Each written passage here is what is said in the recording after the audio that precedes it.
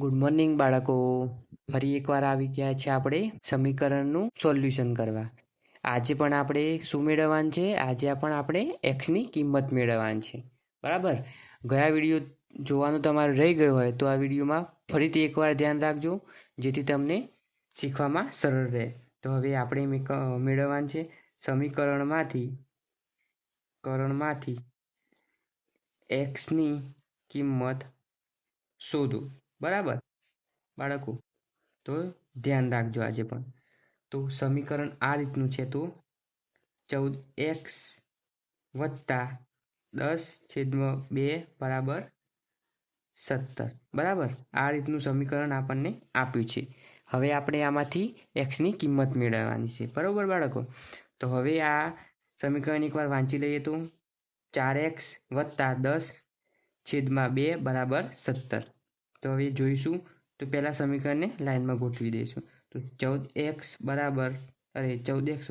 10 બરાબર 17. બરાબર. હવે આ છેદમાં હતા, બરાબરની પેલી સાઈડ જાય એટલે ગુણાકારમાં આવી જાય. તો સમીકરણ આ રીતનું બને: 14x + 10 બરાબર 17 × 2.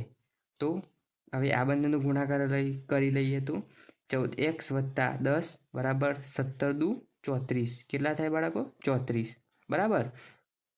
તો હવે સમીકરણ બન્યું 14x + 10 બરાબર 34. કેવું બન્યું સમીકરણ? 14x + 10 બરાબર 34. તો હવે પાછું એક નવું સ્ટેપ લઈએ. તો 4x તો એમની એમ રાખીએ. હવે આ સંખ્યા +10. બરાબર. હવે બરાબરની પેલી સાઈડ જાય તો કેવા થાય બાળકો? માઇનસ થાય. તો 14x આ 10 આ બાજુ આવી ગયા તો -10 થઈ ગયા. બરાબર. તો સમીકરણ આ રીતનું બને: 14x બરાબર 34 - 10 બને. બરાબર. તો 14x બરાબર 34 - 10 બરાબર કેટલા રહે? તો હવે 24 રહે. 34 - 10 બરાબર એટલે 24. કેટલા રહે બાળકો? 24. તો સમીકરણ 14x બરાબર 24 આવ્યું. તો હવે આપણે ગુણાકારમાં, તો પણ બે સંખ્યા છે હજી, તો માટે x બરાબર 24/4. આ 4 ગુણાકારની જગ્યાએ હતા, સામેની બાજુ જાય એટલે ભાગાકારમાં આવી ગયા. તો x બરાબર 24/4 આવે. તો આ સંખ્યાને ભાગી શકાય હોય તો ભાગીએ. તો માટે x બરાબર આને 24ના 4 ભાગ પાડવાથી 24ના 4 ભાગ પાડવાના, જેથી સંખ્યા આપણને સાચી મળી જશે.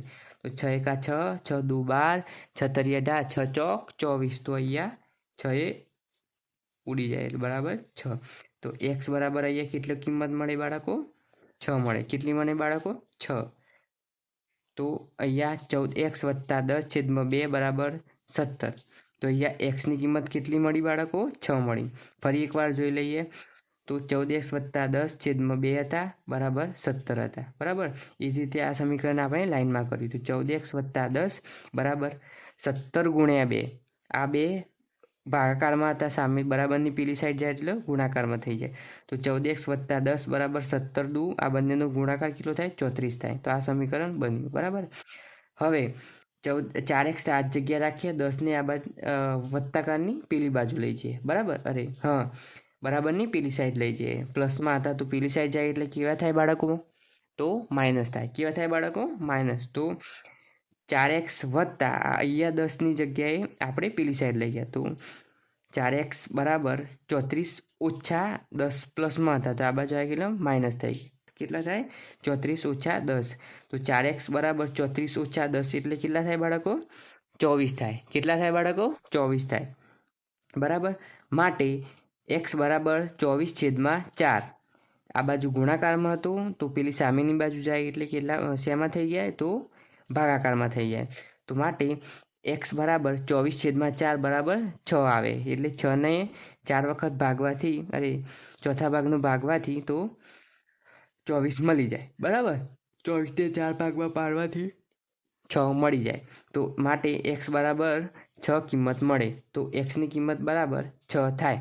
તો આ રીતે તમે એક્સની કિંમત મેળવી શકાય.